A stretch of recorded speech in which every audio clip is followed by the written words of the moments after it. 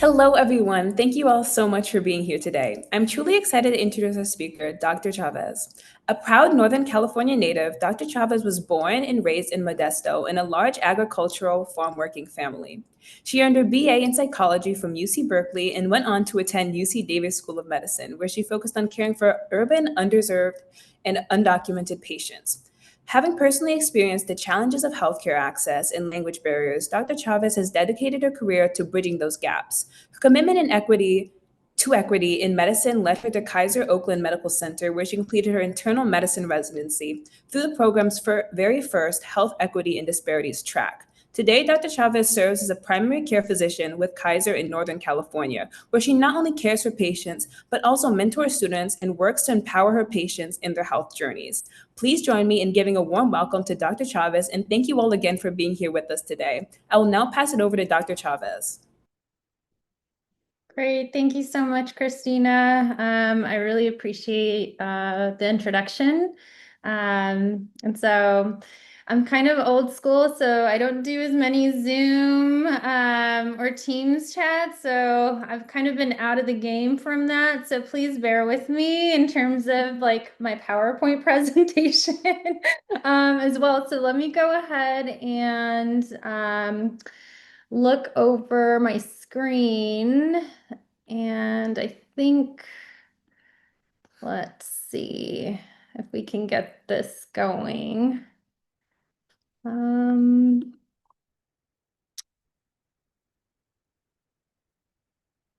Okay, slideshow, here we go.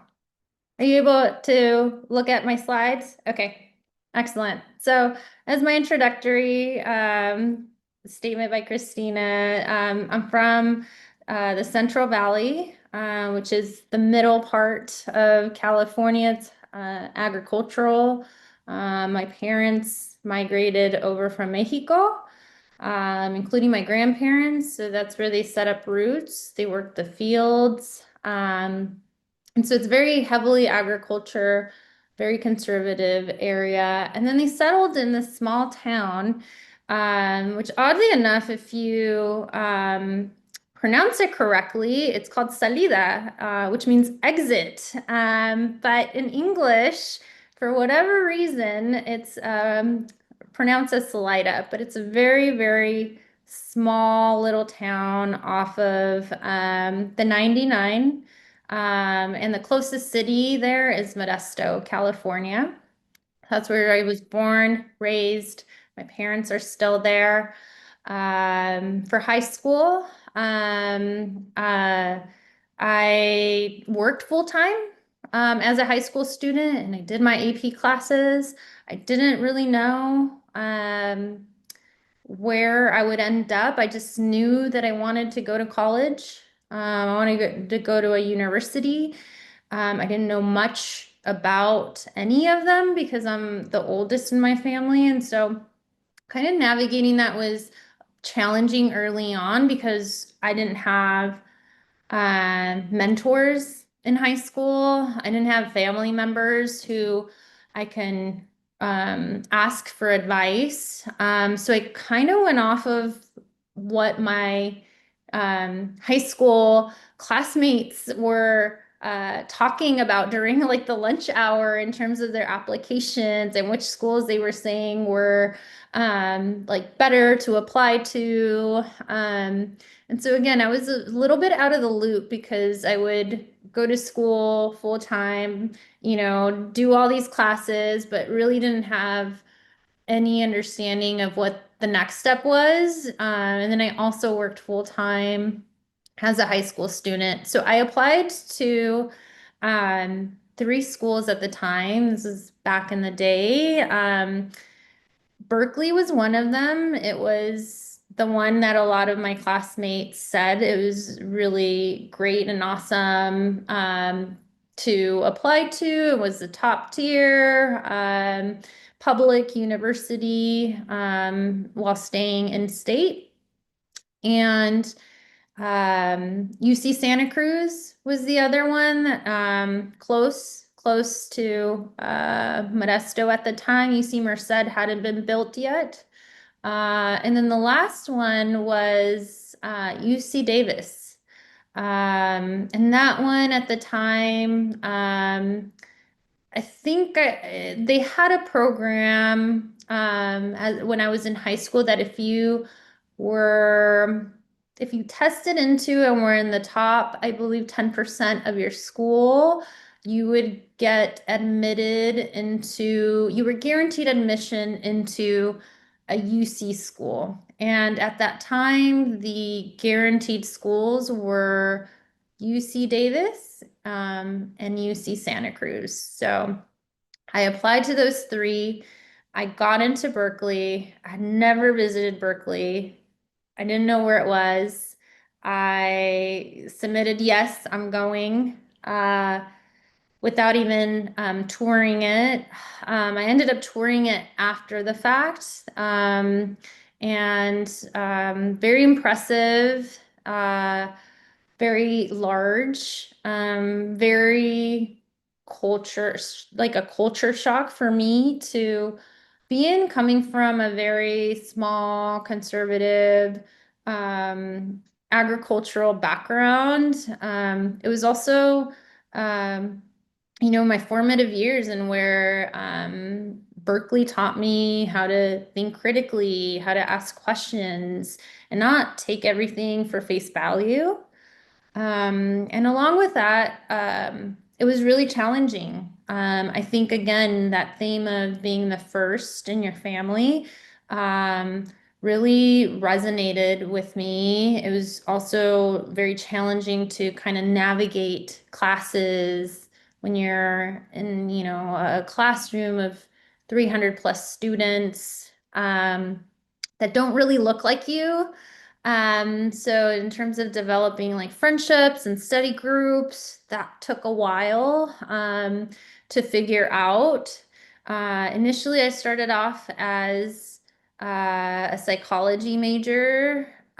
Pre-med really wasn't in the forefront for me until I would say going into my junior year of college.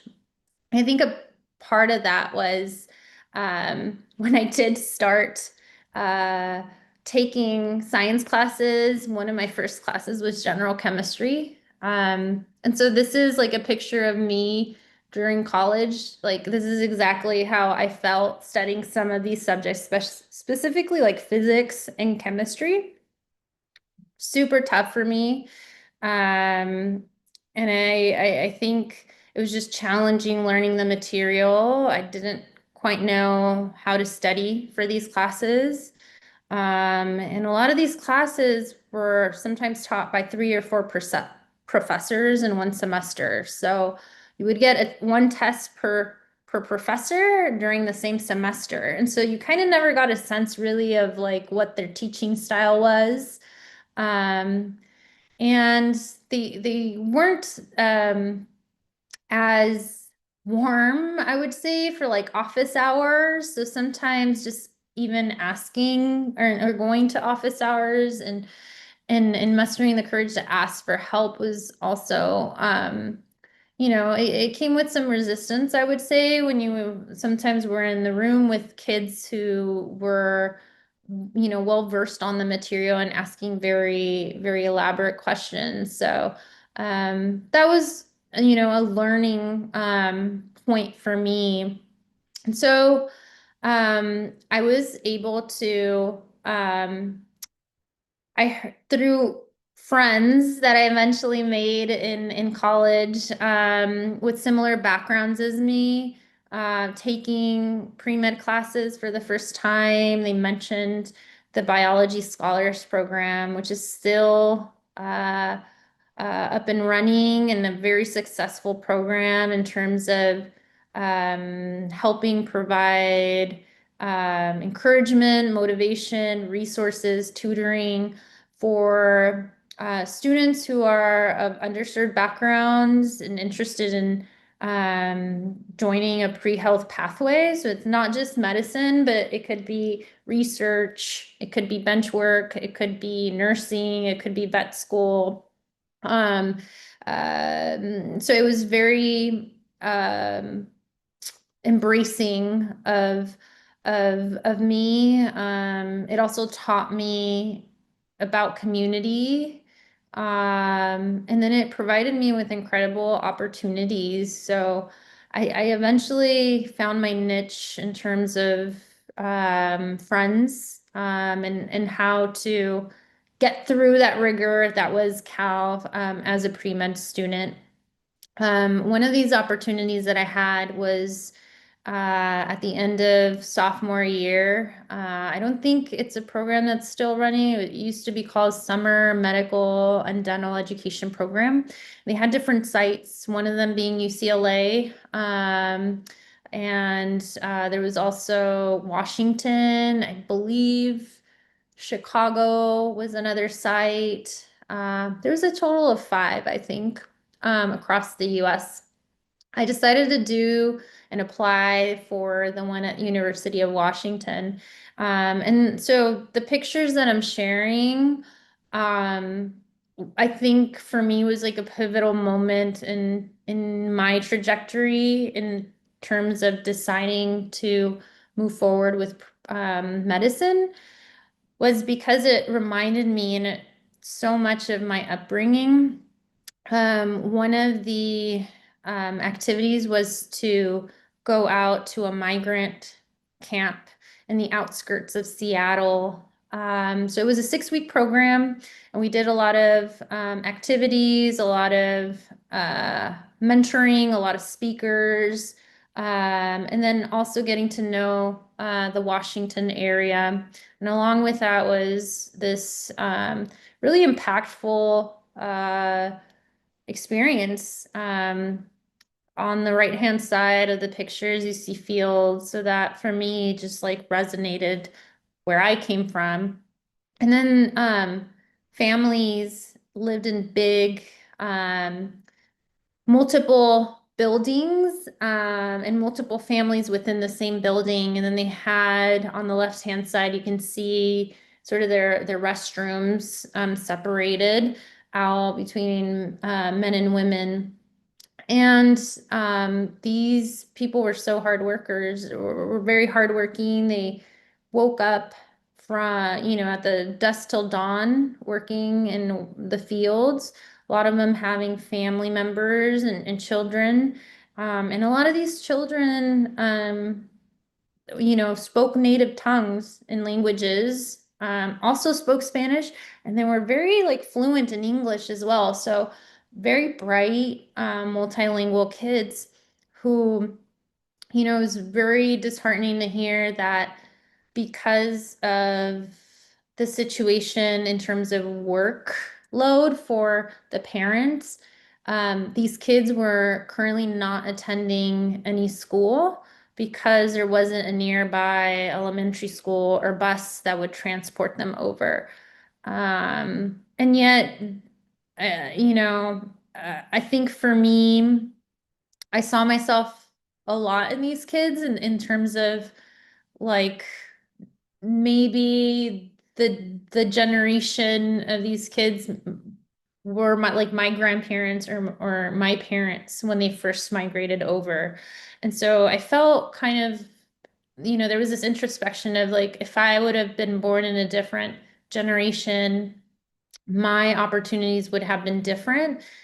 And I also felt this like incredible heaviness and responsibility, like you're the first to go to college and you have this incredible opportunity. You're at the time, one of the best public universities, getting your degree, and it really gave me a sense of purpose coming back to school the following semester because I was getting a little bit lost in the mix in terms of figuring out what I really wanted to do.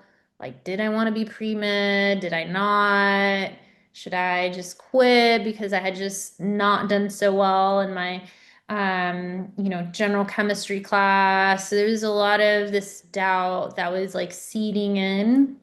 And I think this experience for me was pivotal in terms of coming back focused, and just really owning my privilege in terms of wanting to help my community, but also leading the path too in terms of my family and my extended family, in terms of looking down at my cousins that are a lot younger than me and knowing that they would have someone that they could reach out to in terms of college prep questions or the resources that I didn't have basically when I was going through that process. So I think again, this experience was I think one of the most impactful for me early on in my career.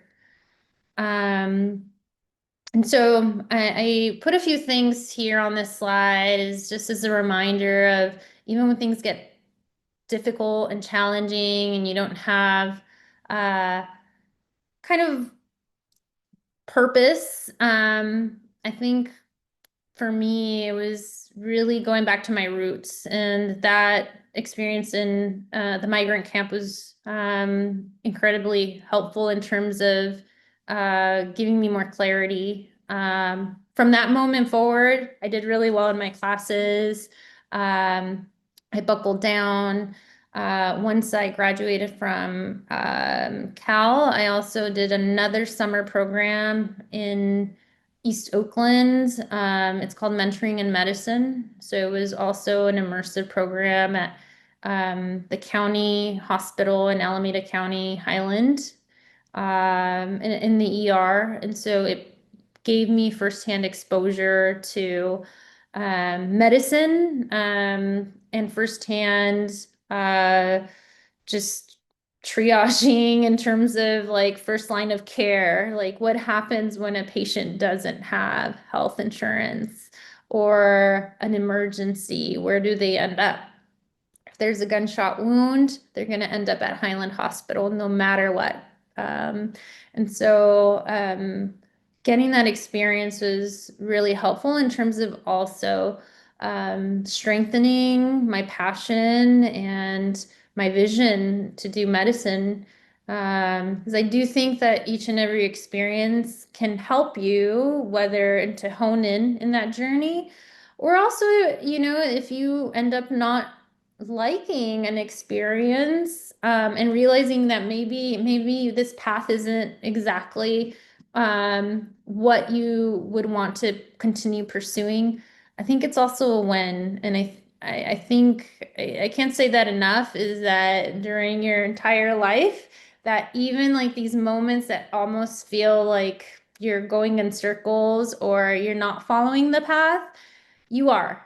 So even if it's you end up doing something totally different, just know that certain experience led you to staying on the path or changing the path accordingly. Um, After Cal, I was since my major was psychology, and I started my pre-med as classes, as I mentioned to you, kind of later junior year. So there was a lot of classes I still needed to finish up and take. I at the time was had finished Cal and then enrolled in classes, supplemental classes at San Francisco State to do an informal post-baccalaureate.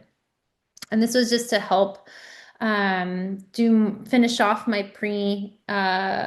prerequisites for medical school, but also to help boost up my GPA at the time. And then somewhere along the lines, I, became pregnant and with my partner at the time. And I think that was also a huge uh, challenge for me in terms of where does Karina want to move towards, or is medicine the right path for me now, having a child a lot on the way? Um, so I remember, a lot of family members, cousins not being as supportive in my dreams to continue pursuing medicine, and the whole reason why is many of them had children of their own already, and they didn't have um, a bachelor's degree, but then I think made the assumption that it would just be too tough or too difficult to move forward with that endeavor. And I think instead of it feeling discouraging, I think it really gave me an even more impetus to prove them wrong. I think at that point, I knew that I wasn't just doing it for myself. I was doing and choosing my career also because I had a little one now depending on me. Um, and, I just want to say that I think, having my son was definitely a very challenging time in terms of, I guess I didn't from the beginning prior to my son fit into the timeline of like doing college and then finishing 4 years and then starting med school and then moving on. So I already knew I was non-traditional. And then I think this added another layer of complexity in terms of getting me into medical school because there was also a lot of factors like, is this the best time to move forward in applying to medical school, having a newborn?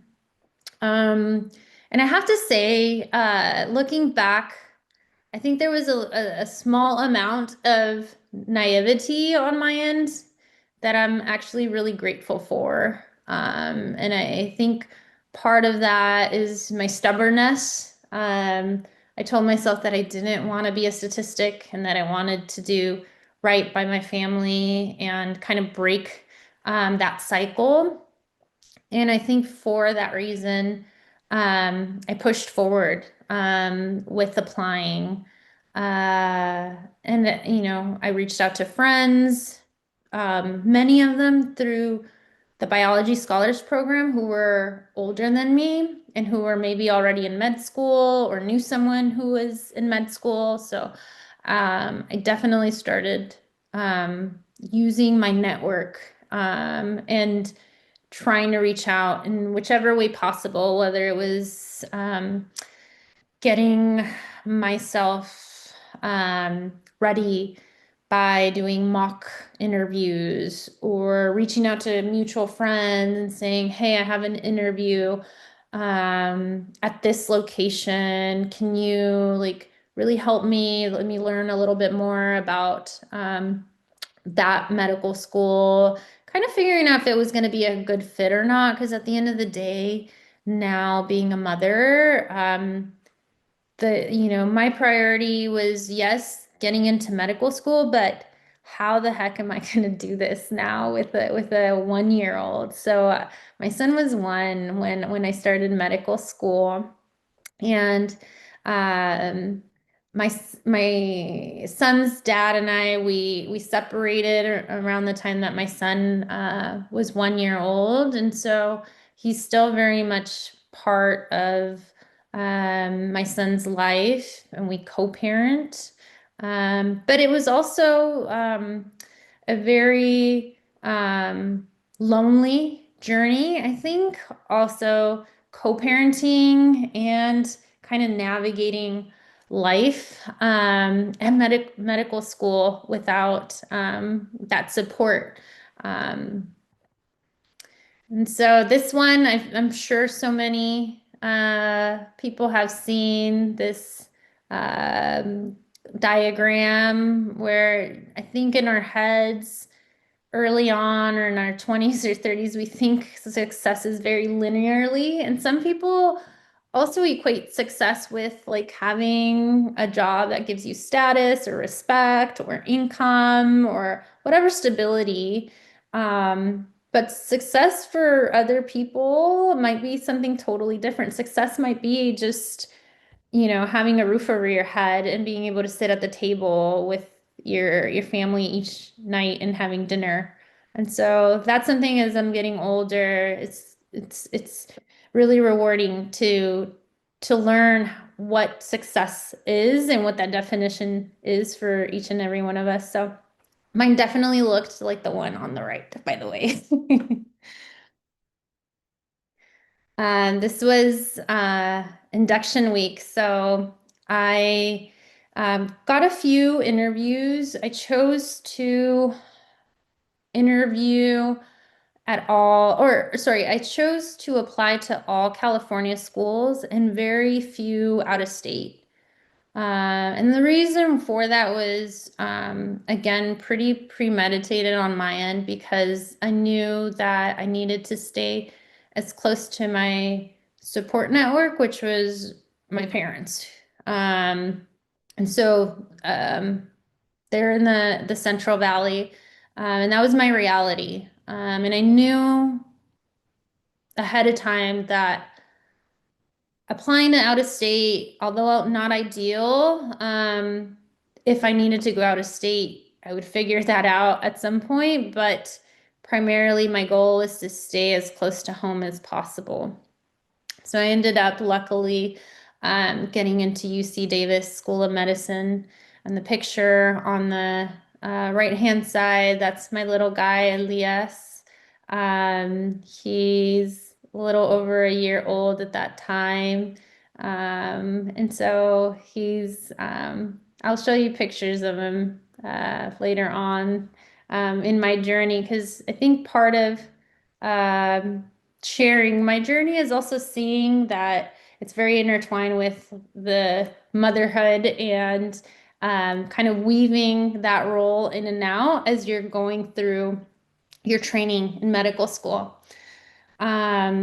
So lots of fun pictures of my son and I, and then kind of pivotal things that brought me joy, as well as awareness, and it filled my cup was to be an advocate for patients and for the community. So this was back, I was putting all these pictures together.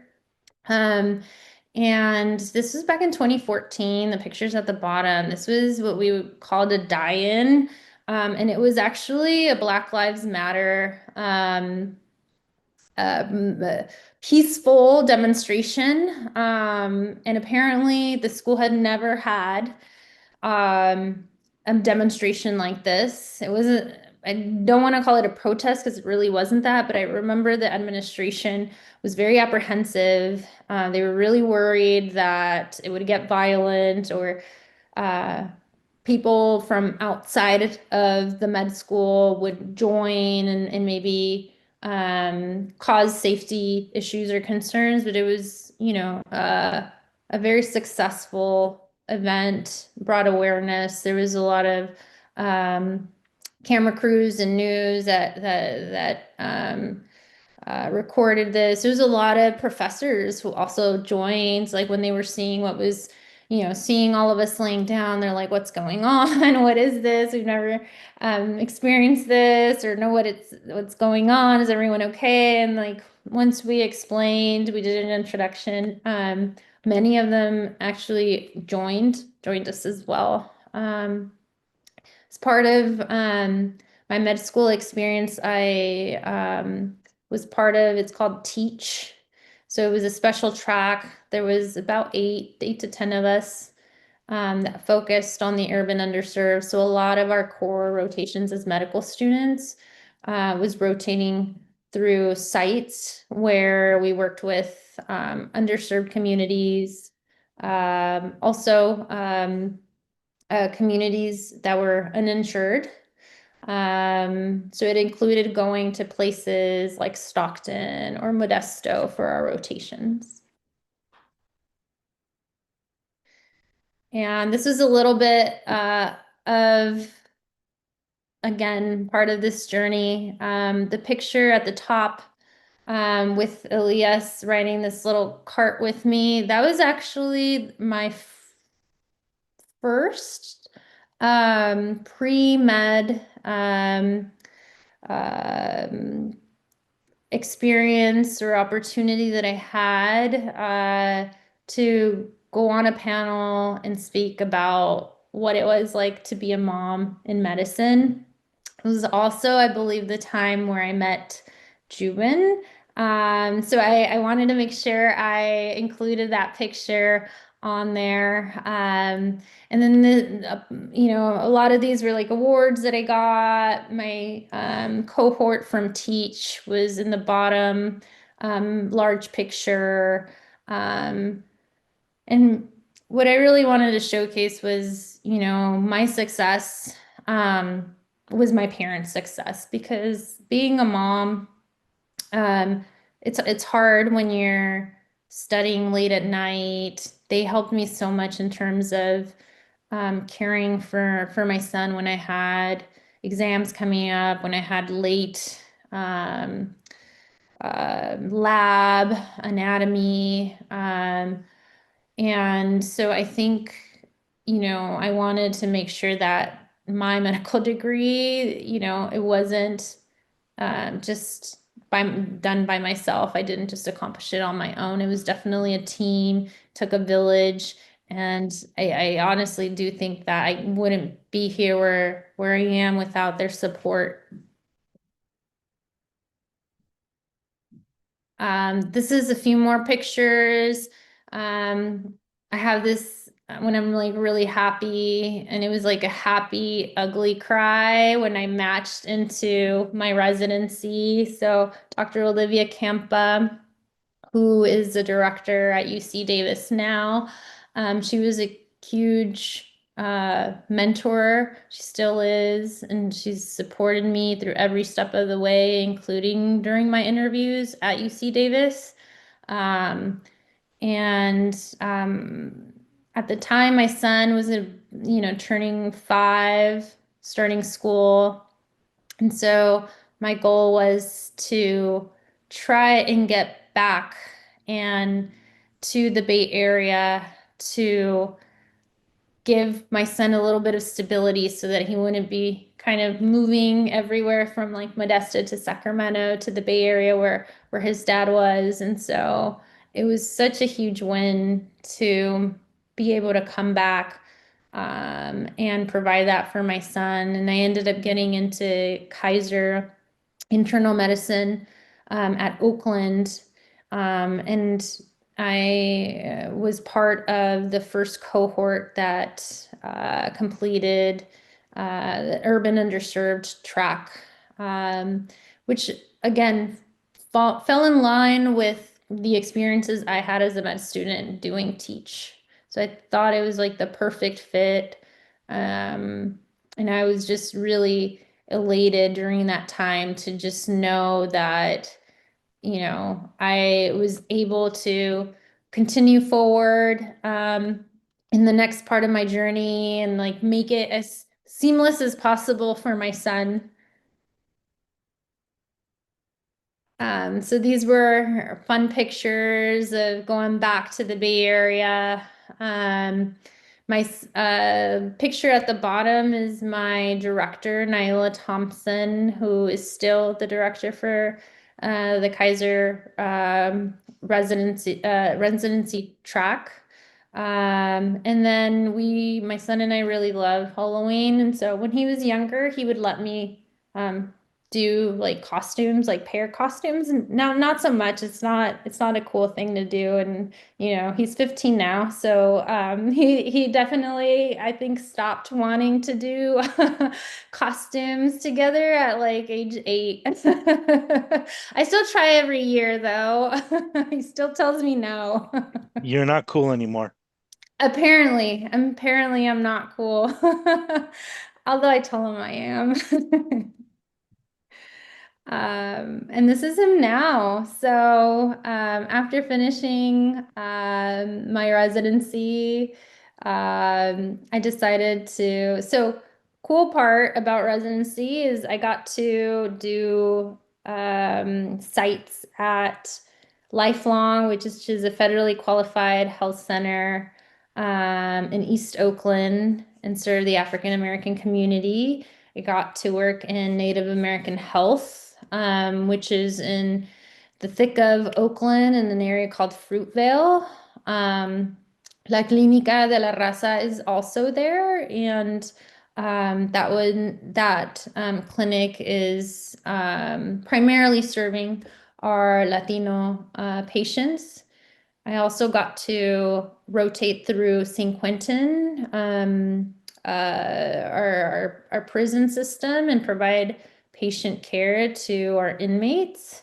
So I got quite a bit of experience working in different clinics and the settings, the pros and cons. And I think for me, in terms of, I get asked a lot, like why or how did you choose to stay at Kaiser? And I think part of a large part of that decision was that as a physician, I saw disparity in terms of when I saw my clinic patient from Kaiser in Oakland, and this patient needed a study for their heart. It's called an echocardiogram. I could easily put that referral in, and by next week, the patient would have this echocardiogram done. And we would figure out what's the next step. Do we need to talk to the cardiologist or not? And when I worked in certain clinics,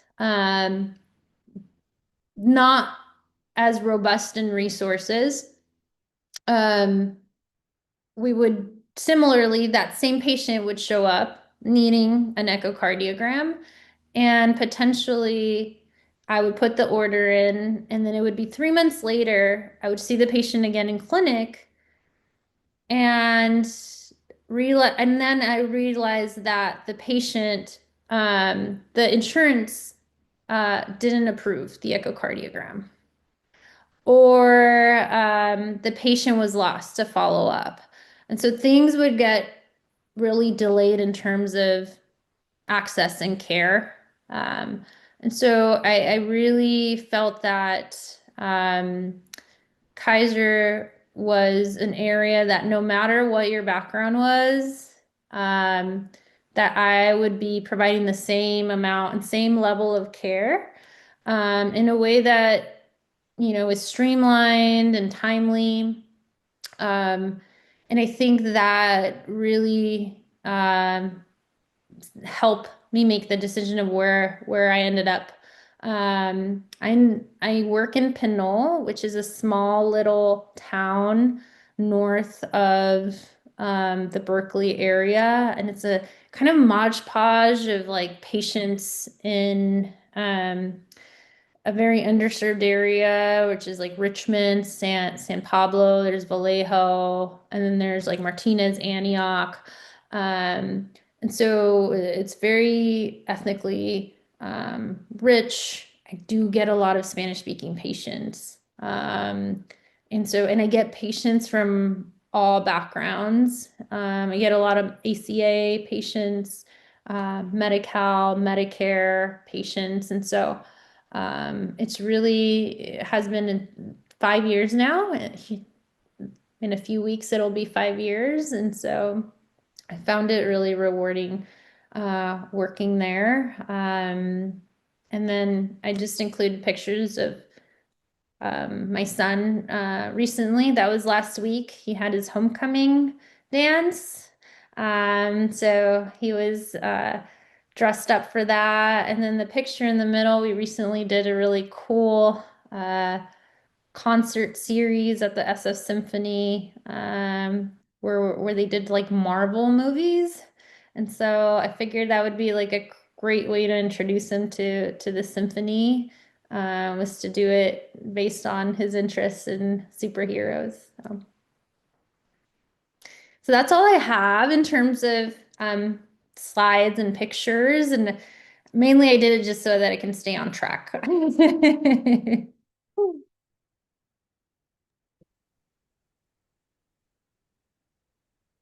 Well, thank you. Although Elias now is a handsome man, so he's not a boy anymore. Thank you. I mean, I do say he is handsome, but I'm very biased. It's my kiddo.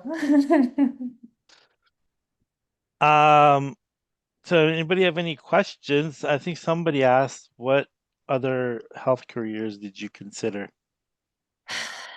Um, mm. So when I did mentoring in medicine, we did get to shadow physician's assistants. And so I didn't really know at the time, like what their role was or what they did or how that really differed from medical doctors. And so I took, that internship to kind of get to know what they did, in terms of work. Um, and they're very helpful. I think for me, I learned, and I'm now still learning about it. There can be limitations in terms of organizations or institutions that will hire you. So, for example, I can speak for our organization, is that like physician's assistants are limited to certain specialty clinics like spine or ortho. What's another? Podiatry in the ER. So it has a bit of limitations in terms of what areas you can do and find jobs in. And so I think when I was speaking to the physician's assistant, I did ask that question, oh, how did you end up going down this path, as opposed to like nursing or maybe an MD? And that individual, she was great, very thorough, had been doing it for quite some time. One advice that she did say was, if you're planning on doing pre-med and you're a person who likes to take on the responsibility, and also, quote unquote, call the shots in terms of management, then I think you would be more comfortable being or moving towards an MD. The other thing that she did share was the limitations of certain institutions hiring like physician's assistants more so than nurse practitioners, for example. So I think that also, I think down the line, impacted her decision. And so when she gave me that advice, I really had to think about it and realize like, no, I think I do still want to pursue my MD. Yeah, and the other thing is you have to understand, like being a nurse practitioner or PA, you have to have a couple of years of experience working in healthcare. But the other part of it too, when you're done, the how you practice is very different from state to state, and even like, facility to facility. But as a physician, you pretty much like have it's a national, standard of practice, and so you just have to be careful, to do that, um, because they're not in like that. Why it's so important to do that research. Yeah. And I think the other thing too is in many states like California, for example, if you're a physician's assistant, then all your notes and your patient care has to get co-signed by an MD. And so you're always sort of under the supervision of an MD. And so um, I think that's more that individual who gave me that advice of like, hey, if you like calling the shots, you should probably pursue an MD. I think maybe that's where that comment came from.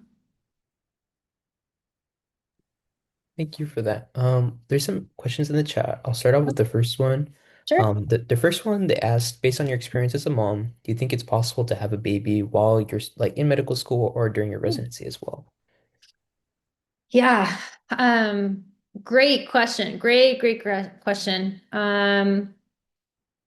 I honestly would say because I had my son right before starting med school, it was very challenging. But by the time I started residency, Elias was already going on 5, 6 years. So he was more independent. Residency, I think the big thing between med school and residency is medical school you have, even though the lecture hours might be long, I think since COVID, a lot of these lectures are now recorded, so you can watch them later, you can fast forward them. So a lot of it's like self-study at your own time and your own review. So you have a bit more flexibility as a med student in terms of like raising your child. Whereas once you're in residency, you're really working a minimum of, like, well, it should be a max of 80 hours a week, but reality is if you choose a certain specialty, a surgical specialty, you're likely exceeding that hours per week. So you're not at home much. You rely on your support to take care of your child heavily. I remember for me, specifically residency, my son's dad, who's also in medicine, but a few years ahead, we would basically switch off in terms of like when I was in the hospital, my hours were very long, sometimes working 6, 7 days straight. And so it wasn't until I was back in the clinics that it was more of like an 8 to 5:30, 6 p.m. schedule that we would swap. So he would have Elias on certain days, I would have Elias on other days.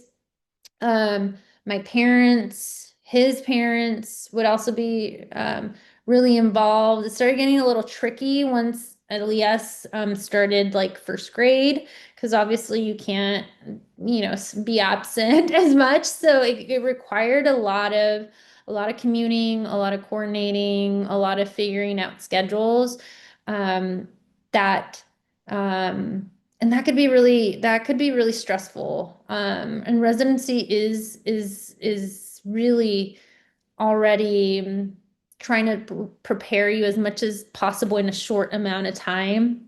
I do have colleagues who got pregnant towards the end of their residency, like their last year, and that seemed to work out for them.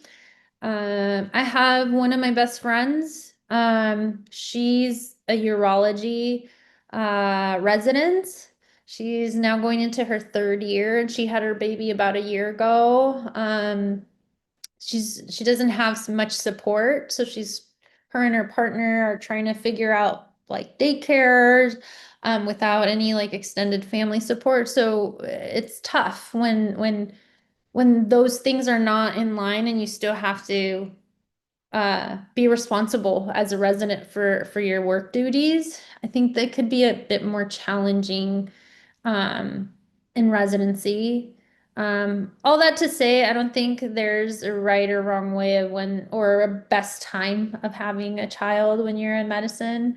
But I do know that for me, I'm really lucky that I maybe was naive at the time and decided to pursue medicine while my son was young, and it's something I don't regret, because I remember thinking, should I wait for him to get bigger, and maybe once he's in high school, going back and applying for med school.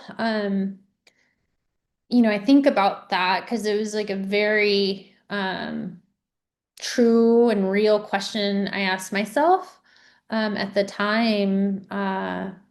And, again, it came down to just being very stubborn. I'm like, no, I'll figure it out kind of thing. And I'm glad I chose that path, because really, looking back, my son right now, he's in high school, and I think all the time that I spent away, and all the sacrifices that I made while I was in med school and residency, like I'm enjoying every bit of it. He loves baseball. He's getting, really into it. So I love going to all his games, picking him up.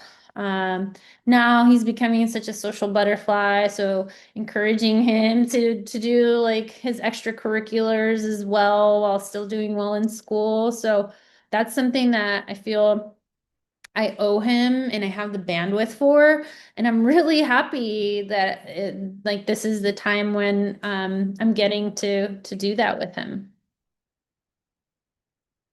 Thank you so much for that great advice. Someone is asking how to get involved in helping farm workers in underserved clinics as an undergrad, especially being someone that doesn't know if she wants to be a nurse or become a doctor. I see. I see. And is that, I mean, so I think part of it is knowing maybe where she or he is located. I think that would be helpful because there's certain obviously areas that have more resources. I'm like very familiar with like the Bay Area. And so, for example, there's a street clinic in Fruitvale that as you know, an undergrad, they do take volunteers. So I'd be curious to know like the location of that individual.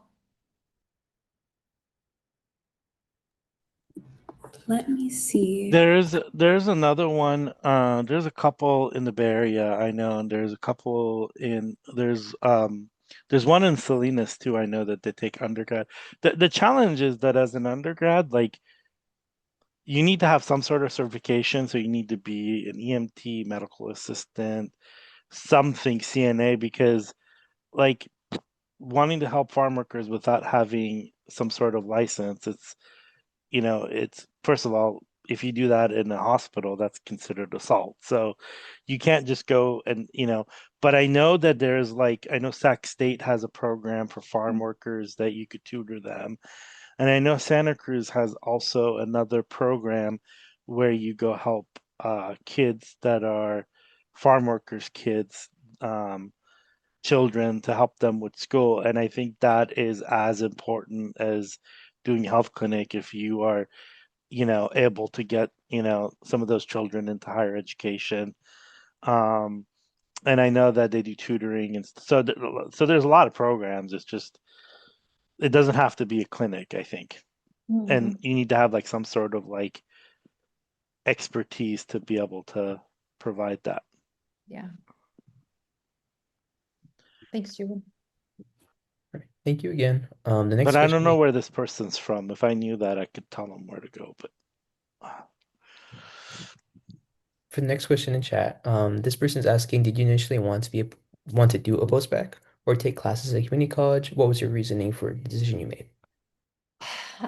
Yeah. So, you know, at the time, again, I went to Cal thinking, and I got my BA, so in psychology. So I was, doing the social sciences, humanities. That was my jam. Like I was really good at them. Like I absorbed that material really well. Sciences, not so much. It took more work in terms of figuring out how to study and like what's important for topics wise and testing wise. Um, and so I didn't really start my like quote unquote pre-med classes until like end of sophomore, beginning of junior year. Um, and at the time, I also, I know college tuition is a lot more nowadays, but at that time, staying an extra year at Cal to finish off my prereqs was gonna be like, for me, like, I don't know, like 10, 15 grand money that I didn't have, as opposed to um, finishing, graduating with my BA, and then taking classes at the time at San Francisco State. And again, they were different times. So back then, you could easily enroll into a state university and um, either pay by the class or do part-time or full-time. I think things have dramatically changed since I did my post-bac, because for me, for example, it wasn't a formal post-bac. So it wasn't like all your pre-meds and then they do this like MCAT boot camp and like get you geared up for your interviews. It was none of that. It was just I, registered. I looked at like all the classes I still needed to take. All the science classes that they offer to make sure that I had the like science GPA that at the time med schools were looking for. And then I did it at my own pace, which is very different than the postbacks now that are very structured. And they're like a big stepping stone in terms of almost, they can't guarantee you getting into med school, but the closest thing to it. So,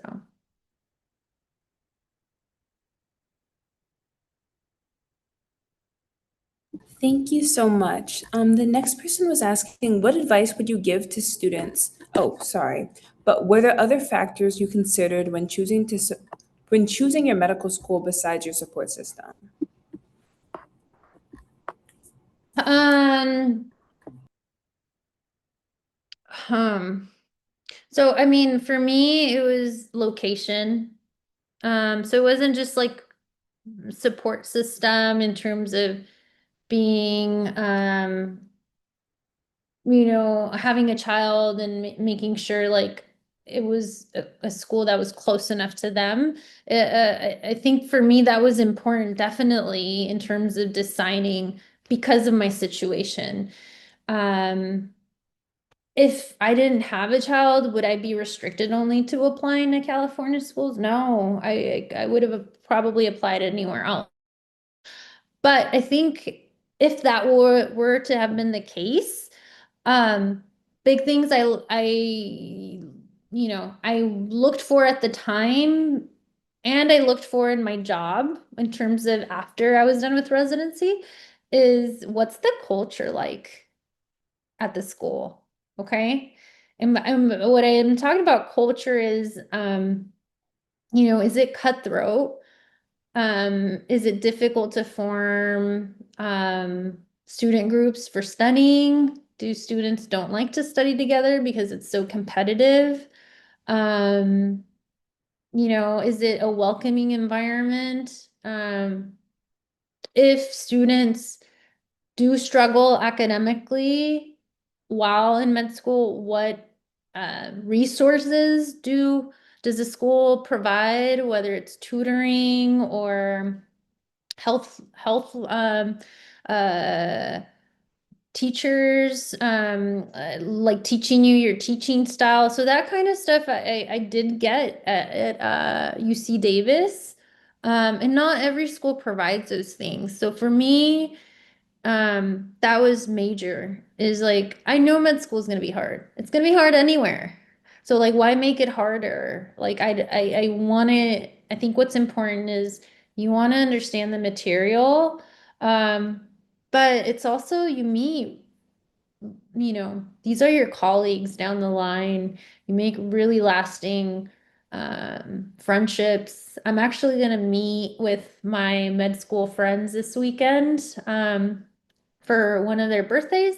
And the following week, we're doing sort of like our 10-year reunion. And so I'll be headed back to Sacramento and touching base and just seeing where everyone's at. So that's the kind of stuff that I think is important. The name in a school doesn't, I wouldn't say it necessarily like it matters, but it not doesn't. I think, if you want to do like neurosurgery or something like super specialized, then yes, I can see the argument for it. Or if you want to be an MD that's like very research based, you want to go to somewhere like Harvard or like somewhere that's tied to the NIH, then by all means, then yes, the name does matter in those regards. But those are like exceptions, I would say. Um, And so I also used sort of that model, not only for like medical school, but also when you're applying for your job. Like you want to wake up every morning and show up for work and know that like my colleague is a good person, that I'm not dreading going into work, running into so and so. Or that you like wake up and you're like, gosh, another day working at this place. Like that's the kind of little last attitude you want to have for your job. And so I think when you think about that for med school, for residency, for your job, it'll go a long way. You know what they call somebody who graduated from Harvard Medical School and the last medical school there is? They call a doctor. So, as long as you pass your boards, you're going to get into a residency and and you only need one admission.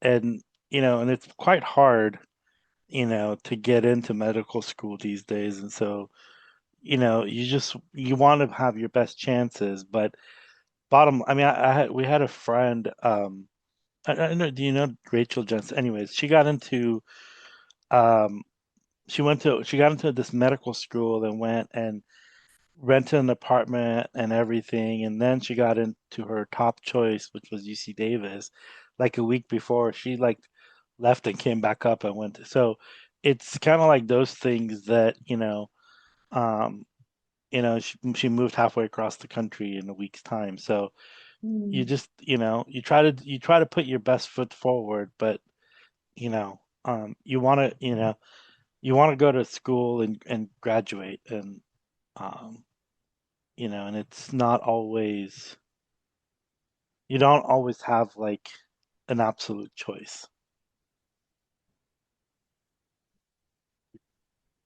Thank you again. For the next question that we have in chat, they're asking, what advice would you give to students who want to ensure they remain connected to underserved communities throughout their careers? Sorry, can you repeat that? Yeah. This person was asking, what advice would you give to students who want to ensure they remain connected to underserved communities throughout their careers? Okay. Go there. Yeah.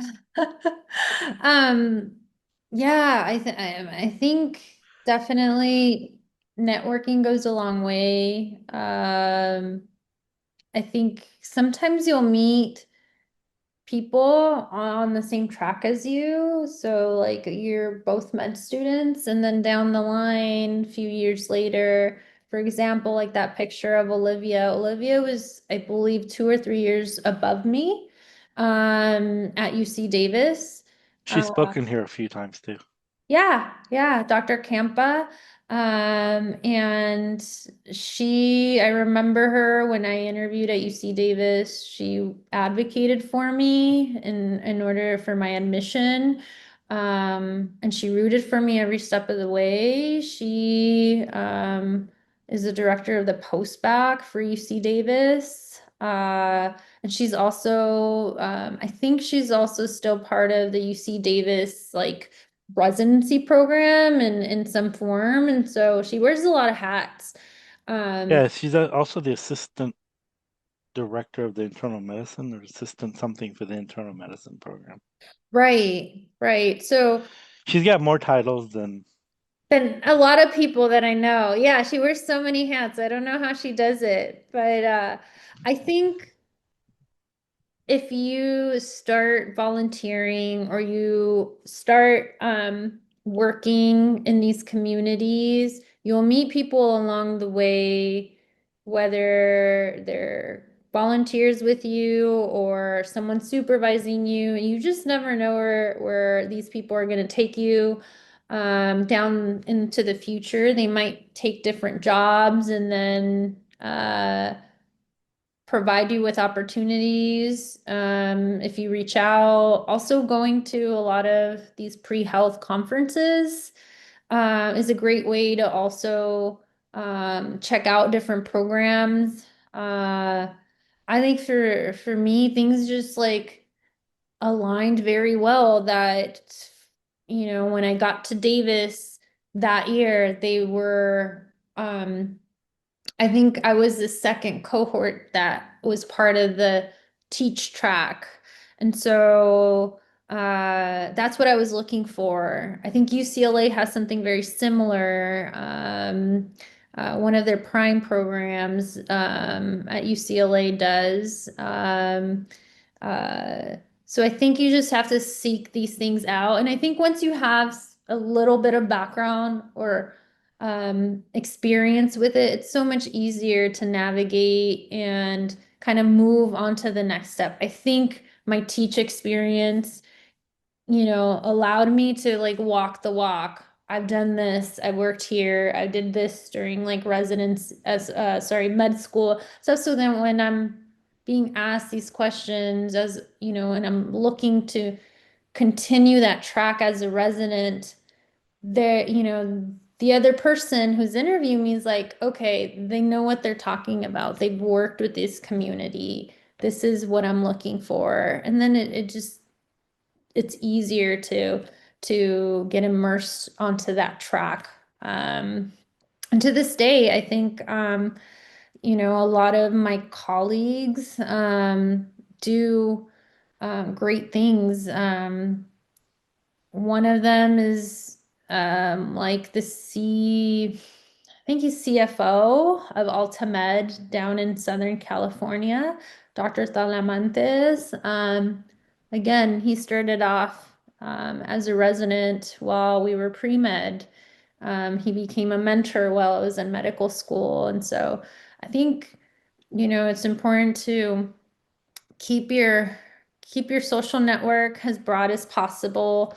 Try to never burn bridges because you just never know. I think healthcare, the field is, although quite large, when you're focused on like working with a certain community, whether it's the Latino community or the underserved community, like the people that are in that bubble doing the same thing, it's a small world. So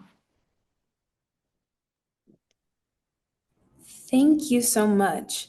And this next question asks, do you recommend pre-meds as a non-traditional at community college after receiving a BA, or is it best to do formal classes?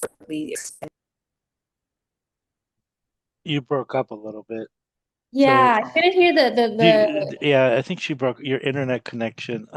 It says, do you recommend pre-meds as non-traditional community colleges after receiving your BA, or is it best to do a formal post-bac or classes at UC Berkeley? So if you're at a community college, take your pre-med courses now and get your BA.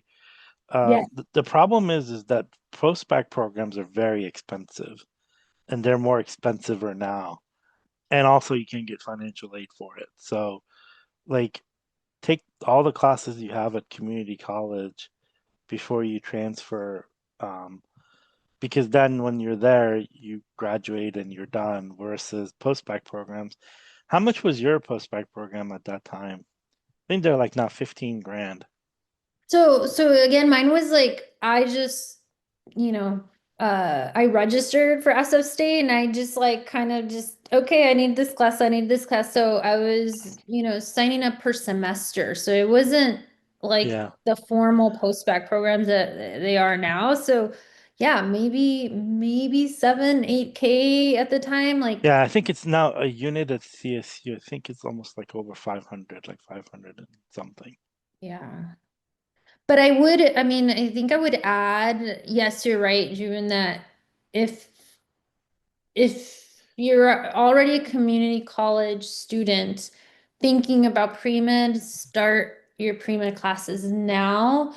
If you are someone who already has their BA, or a career changer. That's another thing too. A lot of people change careers, right? They were like engineering and they did that. They worked for Google for a while and they're like, I really don't like this. And I mean, I've had colleagues who like have totally did a 180 and then done healthcare. And so now that it's like, well, what do they do? Do they go back to community college? Do they do formal?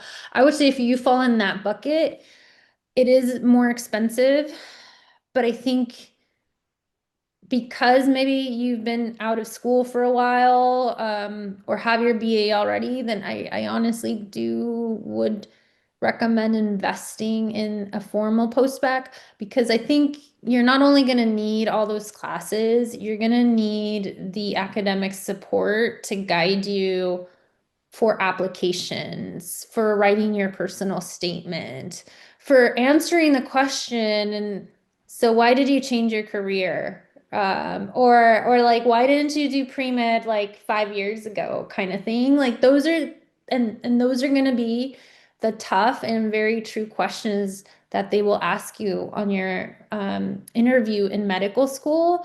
And like, that's the type of level of support that you're going to need and you will get through a post-bac program. Yeah. This Yeah. person actually wants to know if they've already graduated. So if you already graduated, I know some post-bac programs, the formal ones, require to have some of your like general chemistry done and a couple other stuff. So look at what each program does. You could take those at a JC for much cheaper than do the formal program. And also the other challenge with the formal programs is they're all full-time. I don't know of any part-time ones. So for some people may not like Yes. be a feasible possible to do it. So yeah. So, thank you. I actually had a question about the Teach program personally. Because I know like the prime programs, there's different ones for like tribal health, rural health, all that. So I was wondering what's like the major difference for Teach? Like you said like urban communities, but Mhm. why is it excluded from like the prime program, or is there some sort of joint between the two? Yeah, that's a great question. So, and I don't know, I think like Dr. Campa would be like a better person to answer that because she actually like works for UC Davis. But in terms of my understanding is Prime is specific to the UC system. These like specialized tracks. And so I believe You UC should bring that Irvine. question on November 21st, Dr. McRae, who oversees all the prime programs for UC. You could ask her that. So yeah, but I do want to add that so Prime has like different tracks. The Teach program is not a Prime program at UC Davis because UC Davis has a Prime Central Valley program. It's called SJV Prime. And so their focus at UC Davis is serving uh, patients in the community from the Central Valley. So that Prime program at UC Davis tends to take a lot of students who are from the Central Valley, but who want to go back to the Central Valley and practice. Teach, though, is a federally funded program that's separate. And because there's already a Prime program, I think UC Davis wanted to do something a little bit similar but different because it didn't want to fall into that same bucket. Um, and so it's really based out of the urban underserved because a lot of our sites were still within Sacramento. Thank you. I appreciate that. Mhm. Cool. Okay. So then for the next question, if you don't want me to keep going forward, Yeah.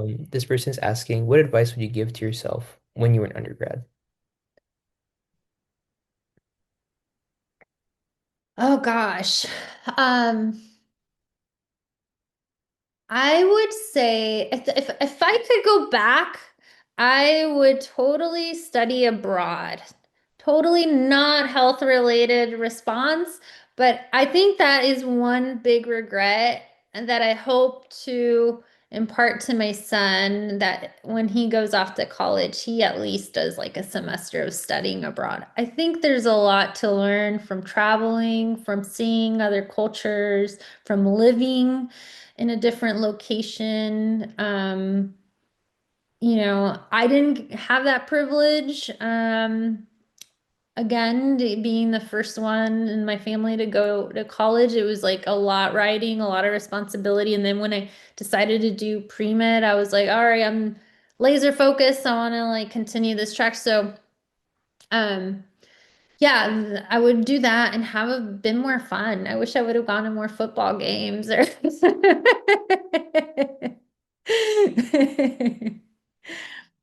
I definitely get that. I wish I did some traveling abroad too. I'm in my fourth year, and I feel like I'm kind of stuck here, but it's okay. For the next question, It's also actually, the cheapest too, as a, like in terms of living abroad, it's and doing that, like once you're out of college, it's like expensive to do because then you're thinking about like leaving your job or whatever to go and do that. So if you can do it while you're in school, that's the best time, I would say. 100%, especially if it's paid Mm-hmm. for sure. Okay, thank you. And then for the next question, this person, they're asking, was there ever a time during medical school that you felt overwhelmed or unmotivated? And if so, what advice would you give to that student?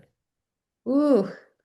More than none, more than none. And maybe I didn't touch enough about that on today's chat because I just wanted to sort of give you like guide you without like me drawing it out a lot. But for example, like med school, I did fail my endocrinology unit.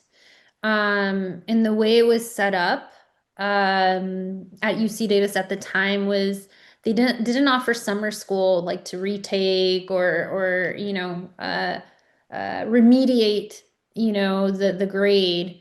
So at the time, what they would have you do is if you failed a class, you would have to basically disenroll and come back the following year with the next graduating class. So I started in 2012 and I should have finished 2016 with that class, but because I failed my endocrinology, um, I had to take time off. And at that time, they didn't have anything implemented for students like who failed. And there was a few, there was like 8 or 9 of us who had to repeat the class. And it was hard because basically the school's like, well, sorry, see you next year. And you're like, okay, but like med school, I don't work. So where am I gonna get a job for like 7 or 8 months? And there was a lot of like logistics that I don't think the school took into account at the time.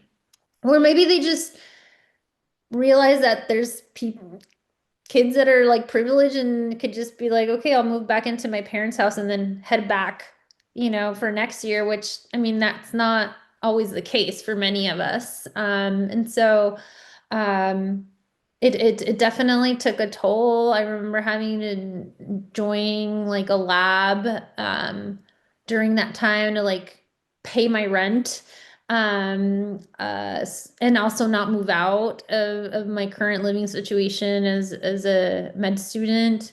There was a lot of shame, I think, in terms of like not being able to move on with the rest of your class. Um, Not able to like partake in like the next step, which was your clinicals, right?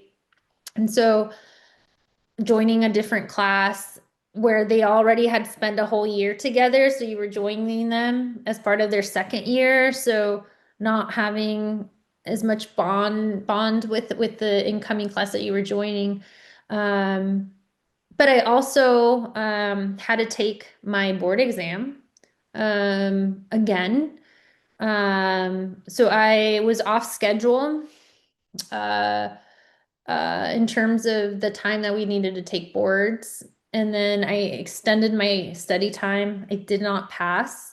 Um, and then I had to retake it.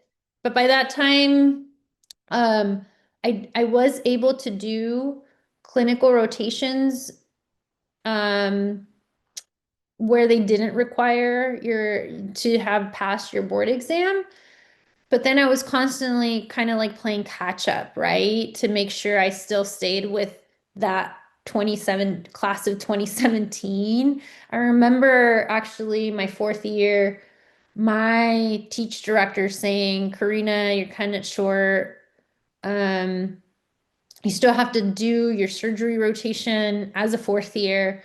and you're also interviewing for residency at the time. Like, I just don't think it's a smart move on your part, given that you have a child, uh, to apply this cycle for residency.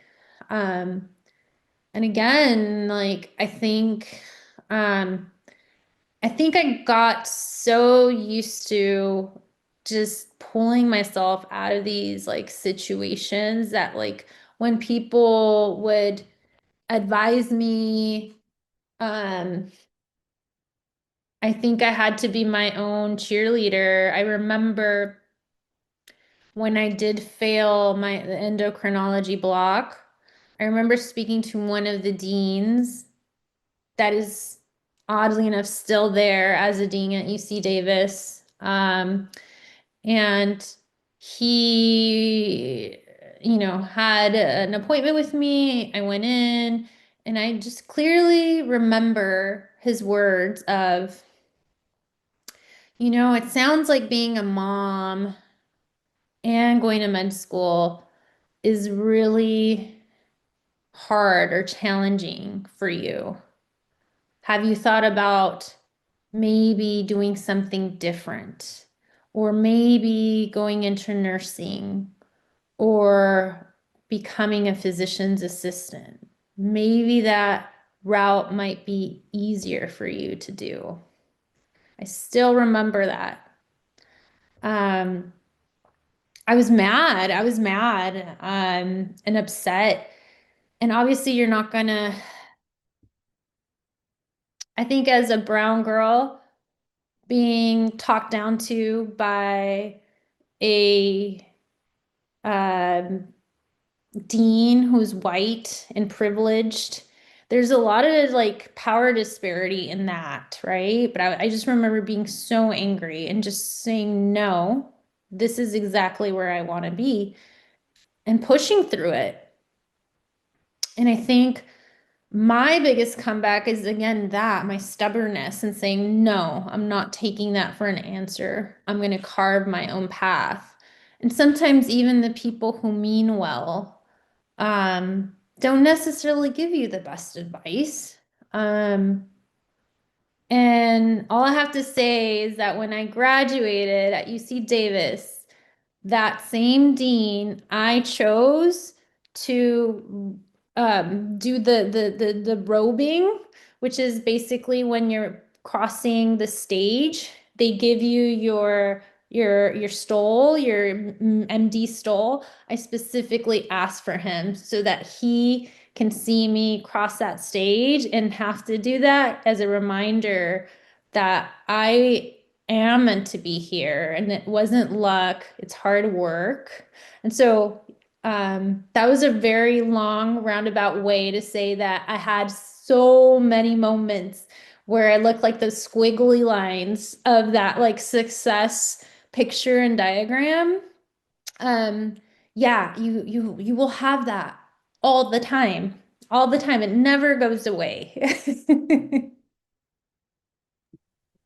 Yeah, they call it imposter syndrome. Mm-hmm. So thank you for sharing that, especially being comfortable with saying that. That's amazing. And yeah, I can't say anything. I'm speechless. That's awesome. So thank you. I mean, I know I'm being recorded, and so I'm trying to stay kosher, but in other in other presentations, I would say that's my big FU to my dean at the time is having him do the stole as I walk the stage. So Rightfully so. That definitely I could feel it in my chest, like, oh yeah, he deserved that. So thank you again. The next question we have in Q&A, if you still have time, this person is asking, did you see the Berkeley have any other programs for pre-med students? I think you mentioned BSP, but was there anything else? The biology scholars program was nice because it was just students who were like first, second generation or underserved backgrounds who like maybe don't come from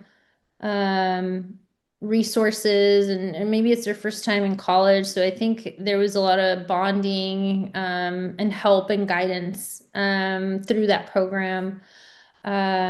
There's also, I mean, it's a more formal way of doing like classes. They're called like UC extension program. It's not just specific to Berkeley. I think all the UC systems have it. I'm sure there's a lot of medical groups. I think it's just you have to find the right one, right? Sometimes you might go to an info session and realize like, oh, this isn't like the environment I want. I don't want to constantly be comparing myself to like the next person. Or it just might not be like your people. And I think that's also a good thing is acknowledging and realizing that, and searching for other groups. But yeah, there's a lot. I think in terms of what my experience was, it was the biology scholars program that like really helped me out. Understood. Thank you. And then another question we have in chat. This person's asking, how do you keep going even when the end goal seems almost impossible? What is something you had to tell yourself when you were considering MD but weren't sure if it would happen? Well, I think definitely my son. I think there's nothing more than like having a mouth to feed in terms of like no higher level of responsibility than that. I think it comes to a bit of survival mode. Being the oldest, I think there's a there's always that level of responsibility of like setting the example, but also people pleasing. I think that's part of being like the eldest in the family, and not letting people down. And so those traits can be good and useful, not necessarily like negative by any means, but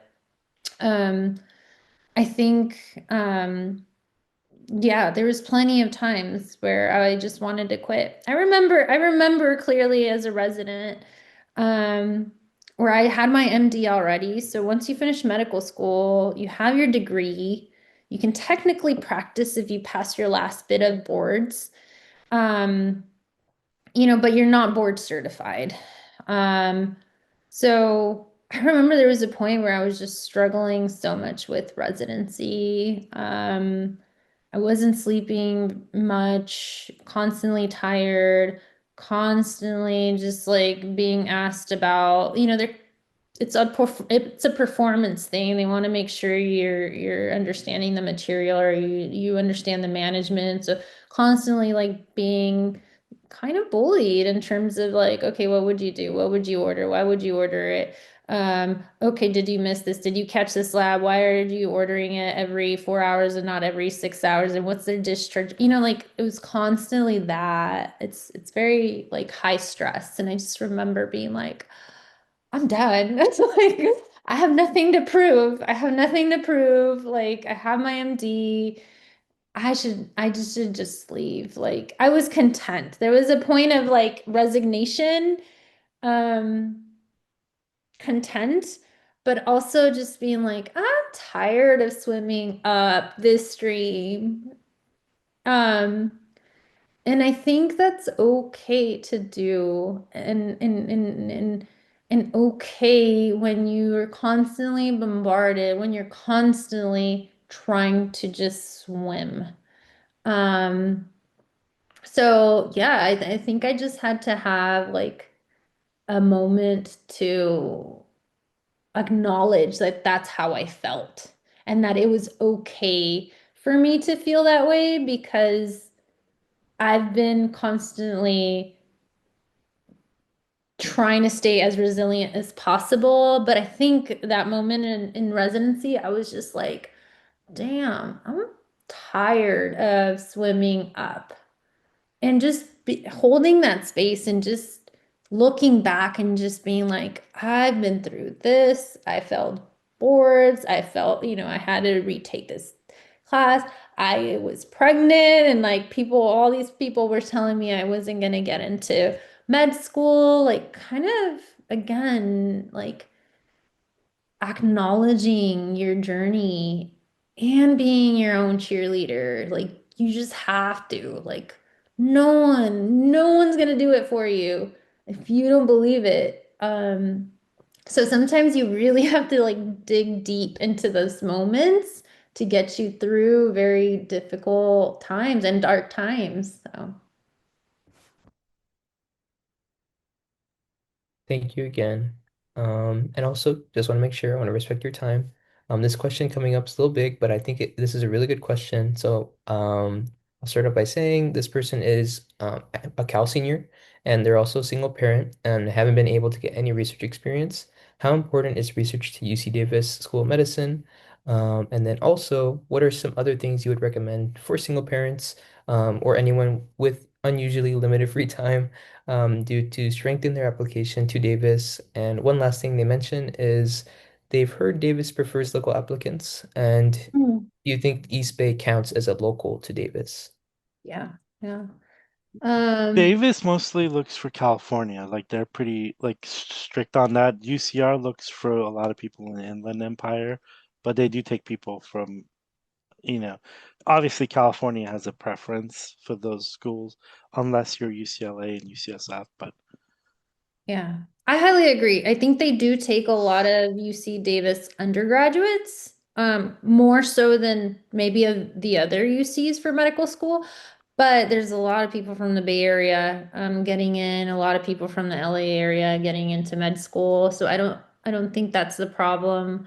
Um, uh, what was the first question? I'm gonna have to piecemeal this because I can't remember. That's completely fine. The Yeah. person they mentioned that they don't have research experience, but they're wondering how Ah, important that was for UC Davis. gotcha, gotcha. Okay. I think big thing is when you're applying to med school, there's this um, pressure, I think, to have like certain grades, certain MCAT score, certain life experience, certain volunteer work, certain clinical work. I mean, curing AIDS, like I mean, like you just like you name it. Like I think the pressure is always on in terms of like how many more things can you add on into your CV and application.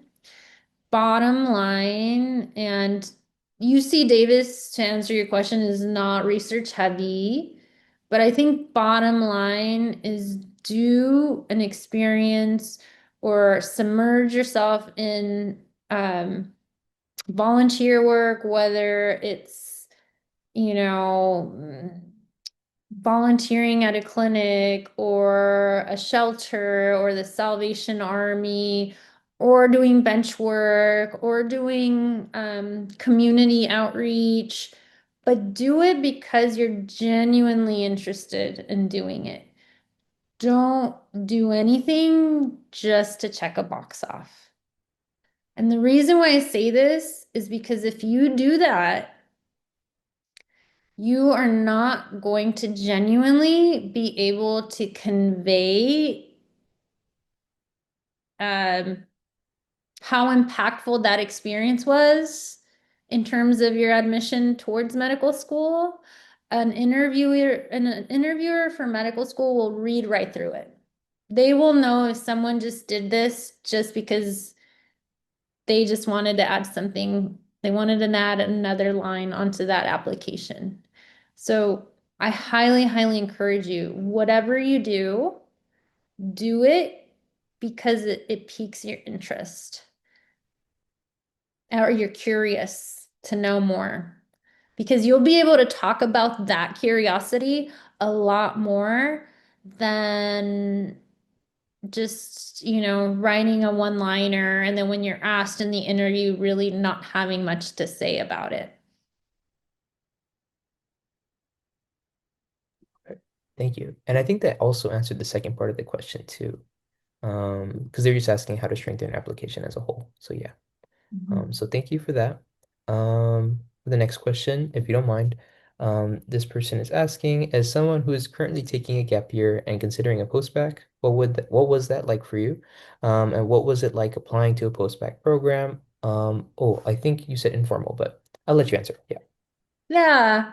Um, yeah, I think everyone has a different story, like in terms of gap year. I mean, for me, it was like I was pregnant. I was like, I think it's self-explanatory as to why I wasn't doing any extracurriculars or taking classes at the time. But I think it's what you do with that gap time, whether I don't know. Um I can just share there's someone that I know who got into a post-bac program 2 years ago. Their parents got very ill and became like the main caregiver for their parents. So wasn't able to enroll into post-bac at the time. Spent that time taking care of their parents, going through their appointments, getting their treatments done. 2 years later, I'm not sure if that individual had to reapply or maybe they might have saved a spot for him given the circumstance. But life happens. And so sometimes like you don't need like an answer or a formulated answer as to like why you had a gap year. Maybe you just didn't have enough money to pay that semester for classes and you had to work. And I think owning that and just not being ashamed of that, and if you feel like that is important to disclose, that also shows how like resilient you are and persistent and still choosing to move forward on your path. It might have just taken you longer because, of finances. So that's just my take with the gap year. And then the other thing is I did an informal post-bac, which basically at that time, and I think it's different now. I think you can't just get up and just register for like a state school as I was back then in the day. But a much easier process. And I think postbacks are a bit more competitive now, but not impossible. Definitely it's harder to apply and get into medical school. So I think postbac is a great option. And sometimes for some, you have to look at it as an investment for the long game. Because like for me, I left med school with like $240,000 of debt. That I'm still paying until 2037, according to my payment plan. But have So you been starving? no, Have you had obviously a not. house or take a vacation, buy a Obviously, car? obviously not. You like you will be okay financially in the long run. You'll pay off your loans, but again, it does require making So you're that. not living you're not living under a bridge, or you're No. able to travel and Yeah, on yeah, vacation. absolutely. Yeah. And I'm in a lot of debt, so it's fine. We're gonna pay it off. Okay. Thank you. And I love the plan. For sure. And this question actually relates to expenses. I know medical school can be expensive. What would you say to someone who is concerned about debt or such finances, especially as low income and first generation? Did you also Mm, have to work while studying, and how did you balance this? yeah, yeah. I would say generally like 95% of medical students just it's hard. I don't want to say like it's impossible to work while you're in med school. I would say you shouldn't. And the reason why is because there's a lot of material that is delivered in a very short amount of time. I can speak to like UC Davis, for example, like since we were considered on semesters for classes, I remember that our first semester, like equivalent of classes was, I think it was something ridiculous, like 26 units. Like where I want to see if you're at a UC, like, and you're on semesters based, that maybe like 16 units is like considered like full time. Maybe it's less, I don't know. But when I heard that it was like 26 units that we were taking in a semester, like that was just a lot. And so, and you'll oftentimes hear that analogy that being in med school is like someone, you know, opening a huge faucet and telling you, open your mouth, see how much you can catch in terms of material. It really is that way. So I don't recommend working. And this is from someone who's been working since I was 14, 15 years old, full time.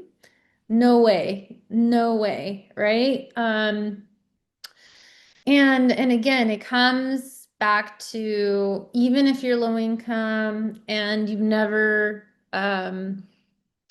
taken out loans or, for med school, I think you have to look at the long game. You have to look at this as an investment. Um, I'm just gonna be really honest. In my organization, I work for an institution that pays very well. I work 4 days out of the week, and I choose to work 4 days out of the week, because I want to spend my day off, like doing things for my son, cooking. I love cooking. And so I also want to take care of myself. So on my day off, I do hot yoga, things that help me de-stress and get me through my week so that I can take care of patients, so that I can be at my best taking care of them. So I work 4 days out of the week. I do pick up urgent care shifts on the weekends. My salary, and I'll just be very transparent, it's like, I don't know, like $275,000 a year. And so in the grand scheme of things, and I've been practicing now like 5 years. So if you do the math, that's like obviously after taxes, that's a whole different story. And But but also you get bonuses every year too, you get a and bit of profit sharing. bonus. Yeah, yeah. And you get retirement. So I think in the grand scheme of things, like this 200, maybe 300,000 for some that you'll be in debt is just, a drop in the bucket that um as long as you commit to completing like this journey, like I'm not worried about my loans. And as I mentioned to you, like I have the date and the year like that I'm supposed to be done, but I'm like it's getting paid for. I think it's just sometimes very daunting for um people maybe of underserved backgrounds like myself to like see debt as always there because you're not used to it.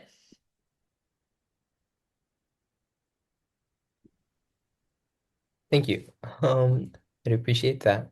We do have a couple more questions. This person is asking, at what age did you get into medical school? Did you take any gap years, and how many, if yes? She was 9 when she started med school. No, I was. So 9. I had my son at 24. So I had just turned 25 when I started medical school. I finished.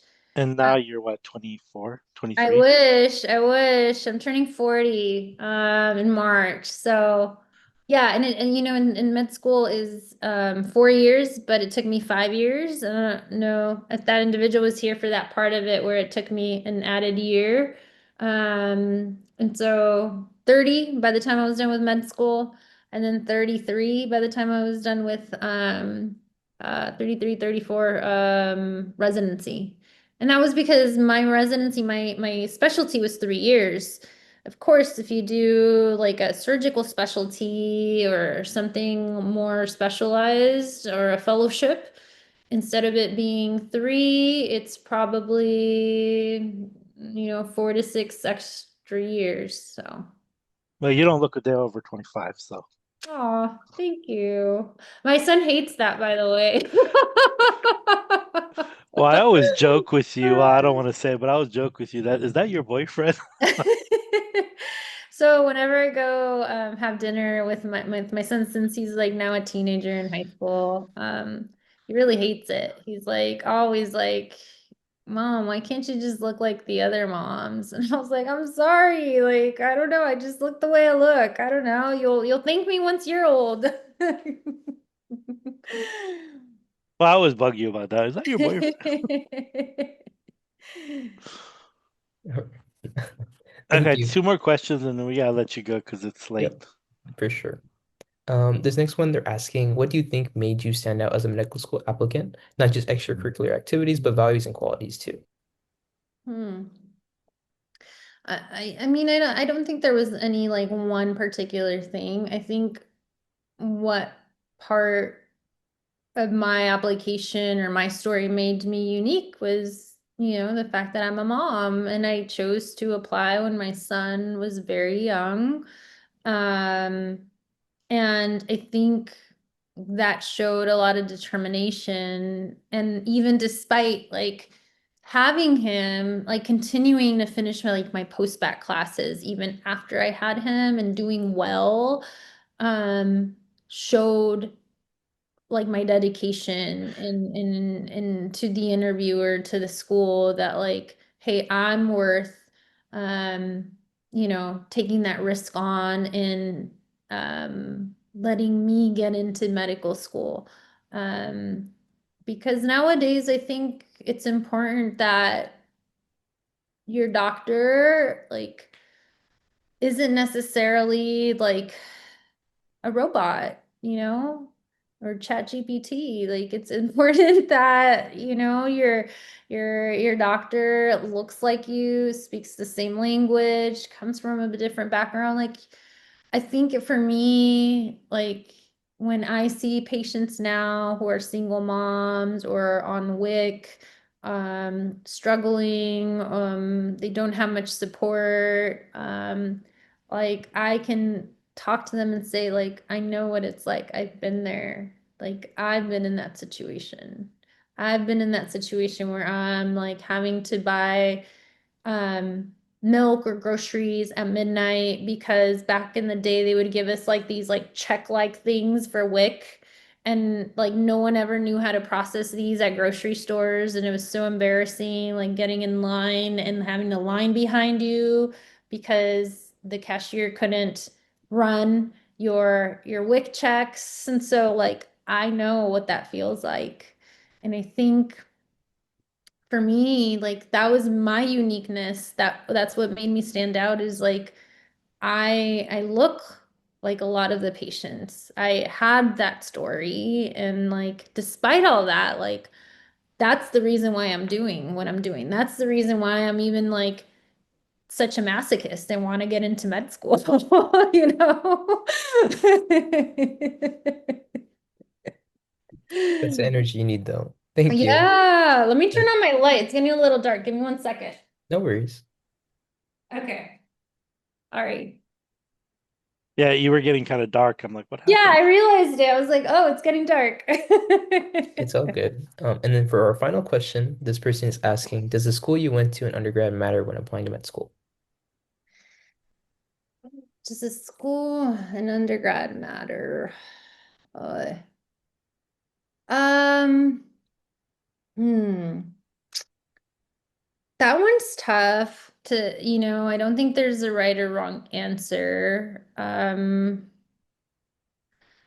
Like if you go to like UCLA and you like don't do well in your classes, but also don't take extra classes to improve your GPA? Does it matter that you went to UCLA and applying to med school? Probably not. But I think historically and unfortunately, there is this bias that, for example, like if you go to like the UCs, that the caliber of academics is quote unquote better or higher than at a state school.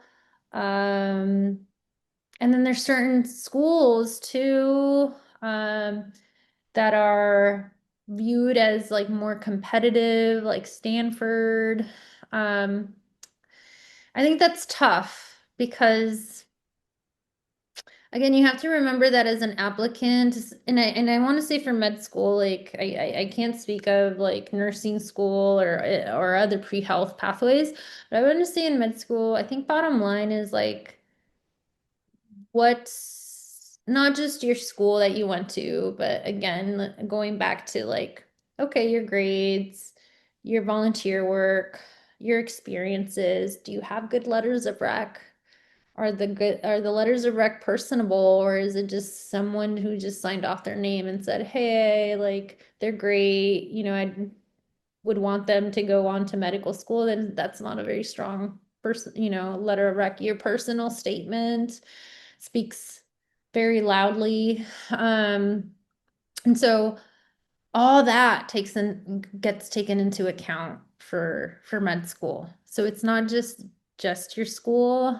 So it's kind of tough for me to answer that question because there's all these other factors that go into like how they choose which applicants.